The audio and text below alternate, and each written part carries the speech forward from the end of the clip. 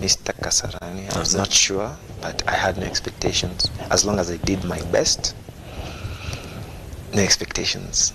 I'll accept whatever. And plus, I used to pray a lot, and I used to train by myself in the morning. The wee hours of the morning I used to train. I used to pray after every training. God is very powerful, as you can see. Yeah. And trust the process.